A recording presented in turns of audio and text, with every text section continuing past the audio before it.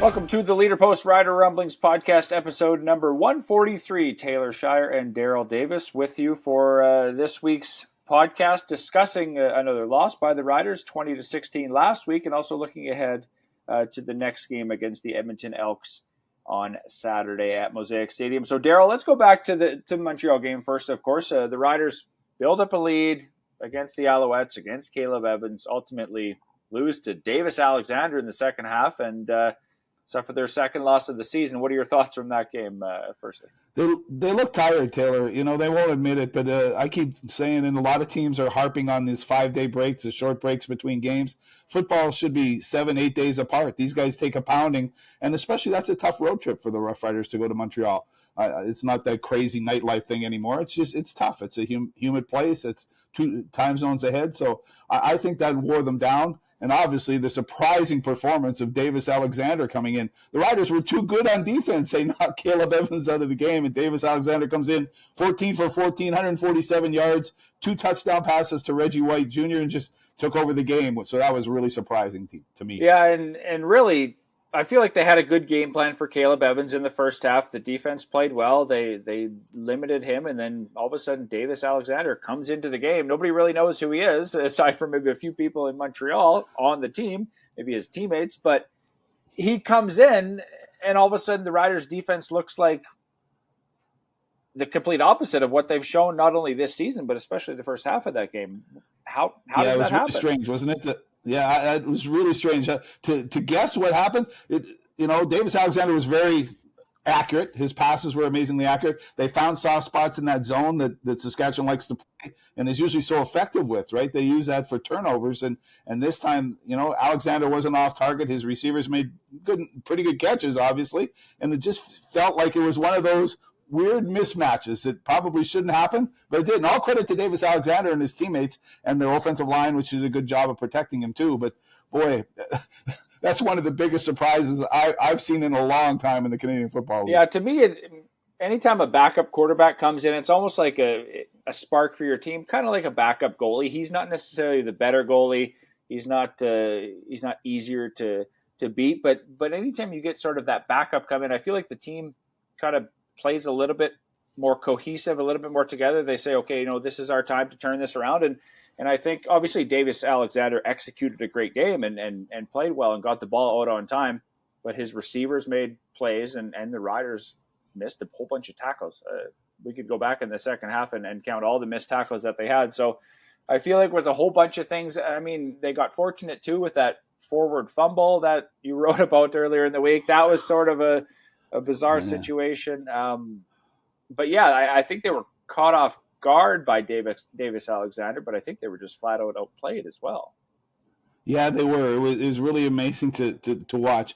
It's easy to remember his name. I kept saying I love the guy's name, right? Davis Alexander, Darrell Davis. It's going to be easy to remember every time I sit down and type it in.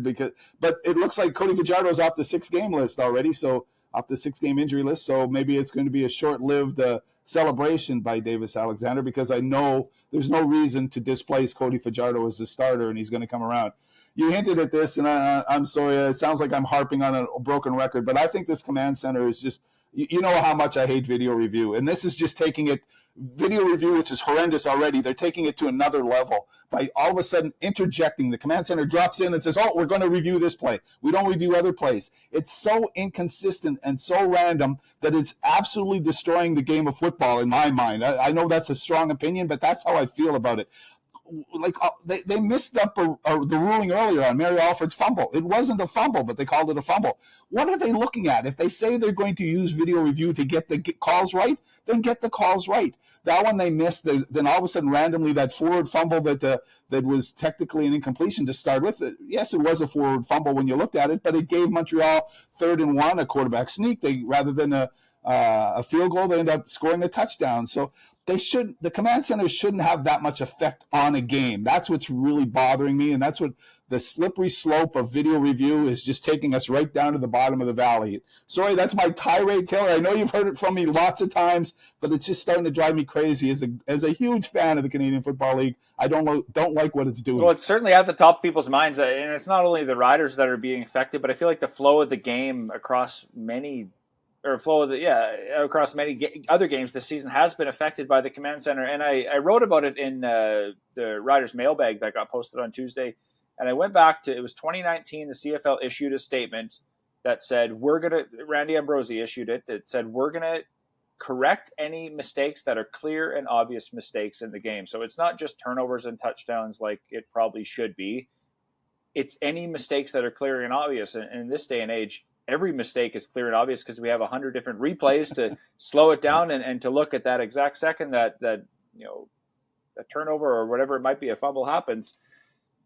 So you can really go back, and I think that's what they're doing now, is they're looking at every single play and overdoing it. Right? That's what I mean, and trying to make it perfect. Your point. It was supposed to be in the background, right? And now it's in the foreground, and that's not at all what it was intended to be. If it's so obvious that you say, wait a minute, we got to take a look at that, let's redo that. But now all of a sudden they say, oh boy, that's pretty close, let's check that. No, it's been called on the field. Let the officials, they've got good officials in this game. Everybody makes fun of them. I think they do a very good job. But what they're doing now is hurting those officials and making it look like they're making horrible calls because they're stepping in. And I think that's really hurting it. And all the communications they got, the earpieces, man, I keep thinking that they look like NASA scientists ready to, they won that, whatever.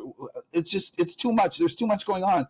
Bring it back to basics. Let the players play, the officials officiate, and then we love the Canadian Football League again. Yeah. With fewer kickoffs. With fewer field goals. I would like that too, but that's a tirade for another day. Yeah, because when you think about it, the reviews, they want to be perfect, but they're also not perfect, and that's maybe the most frustrating part. Is that sure we can get these reviews and it hurts the flow of the game and this, that, and the other, but in the end, they're still not even perfect. So what are we doing here is kind of my question. Yeah. They're using technology to go backwards rather than to go forwards. Yeah. And the flow of the game is the beauty of the game. It's the only live events on TV now that are totally, well, I guess the Oscars, but they probably can edit those too. But but those reality shows that are on TV are no longer reality shows because they stop, they edit them. The Survivors changed around how many times. Football, hockey, baseball, these are live action games. Oh, wait a minute, you can't celebrate. We have to go back and video review that just in case.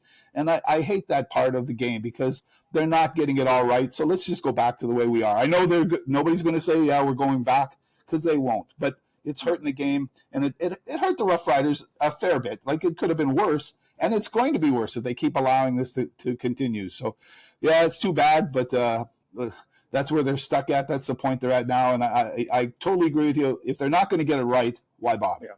Yeah. And there will be an instance where a playoff game, a Grey Cup, is decided on video review, and we're all going to be waiting for the command center to come in and make that final play, or overrule something that's already been celebrated. We've seen it before. Come on back on the field from the dressing room where you're drinking champagne, right? Yeah, we got to redo the play. Yeah, so it will happen eventually.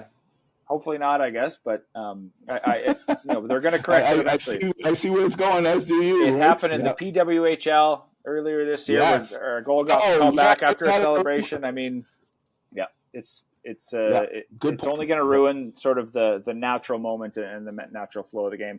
Yes. Anyway, we shouldn't bash the command center for this whole podcast, so let's talk more about we'll talk maybe more about the Riders' shortfalls, because a lot of people after the game, myself included, were wondering why Frankie Hickson and the run game was completely abandoned in the second half. He had 98 yards of rushing in the first half. He looked dominant filling in for the injured AJ Ouellette, and the Alouettes had no answer to the Riders' running game. And then all of a sudden, Frankie Hickson sort of disappears in the second half. And I'm just going to start with my point, because I was like, well, why didn't they run the ball more in the second half when I did sort of my post-game analysis? And then I look back at the stats.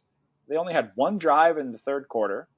Frankie Hickson ran the ball twice out of the three plays, and then they had one drive that started late in the third quarter into the fourth quarter, and he ran two more times.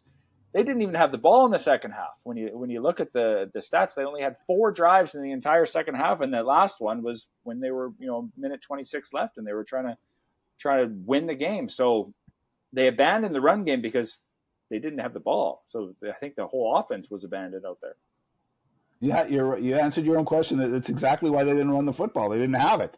You have to have it to run it, and they had lost control of the game by then too, because of Davis Alexander stepping in and totally flipped the tables on them. And when you're behind, it seems silly to me that football coaches do that all the time. Well, we were behind, so we couldn't run the football. They were running the football and winning effectively in the first half, so why not run the football effectively and go ahead in the second half and use more time and keep the ball away from Montreal's offense, which seemed to have a spark. Frankie Hickson, really impressive, right? AJ Ouellette has been, for all the hype that he created as an offseason signing, hasn't done much. He hasn't been a game breaker. We were expecting more of him. I think the Rough Riders were. I think he was too. And all of a sudden, Frankie Hickson, who they had put on the roster for one game, comes in and starts and plays and really did. His explosiveness is amazing, and he ran as well as I've ever seen him run since in the years that he's been here. So now what? Do you have we always talk about quarterback controversies, and I don't think there should be. I still think, obviously, that Trevor Harris is coming in to replace Shea Patterson. Maybe as early as this week it could happen. But what do you do at running back now? They certainly had a spark with Frankie Hickson, and to me, it seems to be a mistake to go back to a guy who wasn't really performing that well. Yeah, and it'd be interesting. I don't know if they could keep them both on the roster, and obviously, even if they do keep them both on the roster, there's not enough touches to go around to have both guys get that sort of 18 to 20 running plays in a game. So it's an interesting thing because Hickson looked explosive, and you don't want to. We talked about it last week with Patterson. You don't want to lose your spot because of injury. So if AJ Ouellette's hurt, but Frankie Hickson is out playing him, and AJ Ouellette comes back, what do you do there? You don't, like I said, a veteran shouldn't lose their spot. They've paid enough money for AJ Ouellette to not sit on the bench and be on the sideline. So I don't see that the case, but it's a good fallback option to have Frankie Hickson. And when you look at his play, and he's showed it before that he can certainly start in this league and play in this league.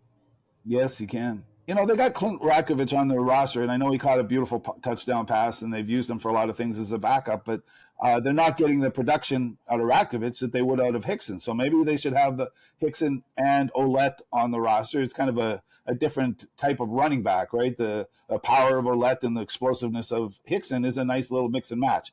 They don't get enough carries, as you say, but it's not bad to have that option. If somebody's being stopped in the first half, go with the other guy in the second half and see if you can get something going. But it's a tough decision. And I know it sounds contrary to what you and I have talked about when I say that Shea Patterson shouldn't hold on to the position. He's not outplaying Trevor Harris, right? He's doing okay, good for him as the backup quarterback, but he's not noticeably outplaying the full-time starter, who's Trevor Harris. To me, Hickson totally outplayed AJ Ouellette, and that's why you start thinking, oh, gee, maybe it's worthwhile making that roster move. And the players know it, because the players know better than anybody who's playing well and who's performing. So if you were to pull the rug out on Trevor Harris, that would upset the locker room, I believe. But if you pulled the rug out on AJ Ouellette, they might say, you know what, Hickson's a better choice for our offense. So it's an interesting dilemma that we'll watch as they get ready for their big game against the winless Edmonton Elks. Yeah, I'd be surprised if Ouellette doesn't play when he's healthy. Obviously, they put a lot of stock in him. And just one other thing that goes into that is not only the ratio. Like Hickson would be on the roster if it wasn't for the ratio, but he's an American and he's sort of kind of the third string guy when it comes to the depth chart, because they need Thomas Bertrand-Houdon on there, who's a Canadian, as the backup running back for the ratio. And the other thing is Clint Ratkovich, I think, plays more special teams and is probably a better blocker than Hickson. So those two things kind of come into play as well. I know that Hickson does play some special teams when he is on the roster. So I think the things that are outside of carrying the ball is allowing Clint Ratkovich to get on and allowing Thomas Bertrand-Houdon to get on the roster. It's not just talent, right? Yeah. And Ouellette is an amazing blocker. When you watch him on the blitzes, he picks up the right guy almost all the time. So I understand he's a power back. He's a great blocker. He's great for pass protection. So those are the things that you don't always notice, but he does them exceptionally well. So you might have to change it. You talk about the ratio. They had to make a lot of changes. Losing Keon Schaefer-Baker, a Canadian receiver, a frontline Canadian receiver, forced them to make a lot of little minor changes. You might not notice, but who starts and who gets the amount of playing time now because of that complicated roster ratio. So, but it has changed them a little bit. And you know what? If we were to look back and do a deep dive into every play, maybe it ended up hurting the Rough Riders too, because they weren't allowed to play certain guys in certain situations because of the roster limitations. So you're right. Losing and changing the roster might be detrimental to the Roughriders. Yes, but they did have a Joe who did not start the game, and I think that was a complete. I don't know what they're trying to do by not starting him and putting. Sure, Keyshawn Johnson's a good receiver, but he's an American, and they have decent American receivers already. But when you can flip the ratio by starting a Joe who is, I think, a great talent and going to be a great talent, that one really surprised me because that's a simple fix. Kean Schaefer-Baker, Canadian, gets hurt. A Joe Canadian, ready to step up. He played well in the second half the week prior. That, to me, was super surprising, and it sort of made them flip the ratio on defense where Eau Claire and Herdman Reed started over Avery and Thurman in the linebacking core. Like you said, I don't know what the breakdown of plays was, but I know that Herdman Reed did start the game and was out there in the first play of the game, and Thurman eventually came in, but I'd have to look at the exact snap count for those guys, but that to me is... Why would you take Jameer Thurman out for a single snap? Yeah. The way he's playing is a question too. The Joe thing amazed me, but then they're thinking we don't have a Canadian backup receiver, right? So you have to have yourself protected that way too. And I'm thinking that's why they went with it. But all week we're thinking of Joe is their starter, and he's just, he deserves a look at it. So I think that they should rejigger their offense a little bit coming up this time and see if there's a way to back up at different positions and get Jameer Thurman onto the lineup full time without missing a single play, and get a Joe into the starting lineup too, because Schaefer-Baker might be out for a while. So, and the Joe has proven himself. You're right. You make good points about those. So maybe they'll listen to us again. They have before. We'll send them the link. All right. Saskatchewan now hosting Edmonton on Saturday. The winless Elks are going to start Tre Ford. I think, as CFL sort of followers and fans, we've all sort of been wanting to see Tre Ford. Now the Riders are going to get the sort of a first taste of the 2024 Tre Ford. Obviously, he played well last year down the stretch and even beat Saskatchewan. I forget what week it was, but he played well against the Riders last year, and he's flashy and he's young and he's sort of that. I think that next great quarterback, and I don't know why Edmonton sat on him for so long, or I don't know if it was just a Chris Jones thing, but looks like Tre Ford's going to start this week against the Riders on Saturday night. Yeah, that's a team in horrible disarray, isn't it? It's really sad to see that it looks like they've checked out most of the season already. Maybe Tre Ford will inspire them. He seemed too late in the game, and maybe that's their way of showing you should have done this earlier to the coaching staff. We can say it's Chris Jones's idea, but Jarius Jackson who's now the head coach of Edmonton, was the offensive coordinator. And if he really wanted, I'm pretty sure he could have gone to bat for Tre Ford and said, we're going with him. But coaches like veteran players, and McLeod Bethel-Thompson was a veteran who was pretty effective in the early stages of the season, but the last two games hasn't been. And it looks like the team has kind of thought, you know what, it's over with him, so we have to try something new. And it is going to be exciting. Watching Tre Ford play the game of Canadian football is really exciting. And it's going to be tough for the Roughriders because he can run the football. He flings it a mile. It's going to add a few little wrinkles to that offense that Edmonton hasn't been using before. So it'll be fun. I can't imagine that they would start McLeod Bethel-Thompson again after what's gone on in Edmonton, but you know how coaches think sometimes. Who knows? Yeah, the one benefit for the Riders is that it sounds like they'll know that Tre Ford is going to be the starter and he's not going to come off the bench and do what Davis Alexander did. So all week they can now prep for Tre Ford and they don't have to look at McLeod Bethel-Thompson's film. They can watch Tre Ford and pick up some of the nuances. And there's going to be there's a few CFL rookies that probably haven't seen Tre Ford before. CJ Avery, DeMarcus Fields, a couple of guys. Obviously, Saskatchewan has a number of veterans on the defensive side, but they're going to get sort of their first taste of who I think is, like I said, a very excitable player. He can make big plays. He can escape tackles. Davis Alexander kind of did the same. He was able to elude some sacks last week. He was able to get out of the pocket and run around and scramble. And I think Tre Ford's better, so I think Saskatchewan's going to have their hands full this week. Yeah, they will. And that defense, we're starting the teams are starting to find its weakness. They want people to throw against them because they want the turnovers, but if they're not getting the turnovers, they're giving up a lot of yardage. And Tre Ford's the type of guy who can make weird things happen. You're right. He's so unpredictable, which maybe hurts his offense, but can also exploit Saskatchewan's defense because they're very aggressive on the ball, right? So all of a sudden there's a receiver 20 yards behind them, I think can happen. And with Tre Ford running around, he can find somebody open later on. So it'll be fun. I keep saying the saddest story of the CFL is the Edmonton Elks, right? That There's like 400, 500 people in the stands. It looks like there's nobody. They've shut down the upper decks. I hope for the CFL's sake that they get back on track. I don't cheer for the Rough Riders or against them. I say it might happen this week. I thought they were going to beat Hamilton last week, and they came out so flat. You just think, wow, there's something really amiss with that franchise, and it's showing on the field. So the Rough Riders are catching them probably at a good time, but eventually they're probably going to win, right? And maybe this is the time, but it adds some unpredictability to Saturday's game, that's for sure. Yeah, and you could say good time. I would say bad time because I feel like they're going to have that spark with Tre Ford. They're fed up with losing. They've lost every game so far, and I think maybe this is sort of a bad week. But Saskatchewan's coming off a loss, so they're going to be a little bit more motivated. I know you're motivated to play every game and you try your hardest, yada, yada, but there's all these other things that go into the game. So I think Edmonton's got a bit of a spark.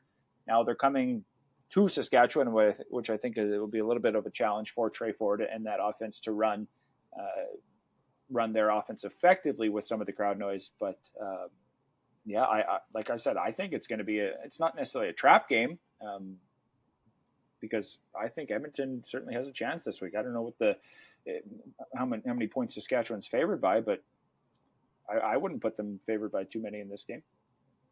Yeah, well, Saskatchewan's big on protecting home field, though, right? That's one of the things Corey Mesa, head coach, has really talked about, and it's resonating with his players. So it's going to be tough for Edmonton, but you're right, a spark. They need something, and there's CFL caliber players on that football team. If they all of a sudden respond and think and get motivated by the fact that Tre Ford is going to lead them to the promised land, well, good for them, and this might be the start of something, because if they don't start winning, it's going to be a horrible end to their season. Yeah, no doubt. All right, well, Tre Ford provided a spark for them last year, so the Riders will soon find out if he will lead them to a bit of a second-half surge in the CFL season this year. All right, Darrell, thanks for joining me on this week's podcast. Of course, Saskatchewan will host Edmonton on Saturday, and we'll be back next week to discuss that game for episode 144.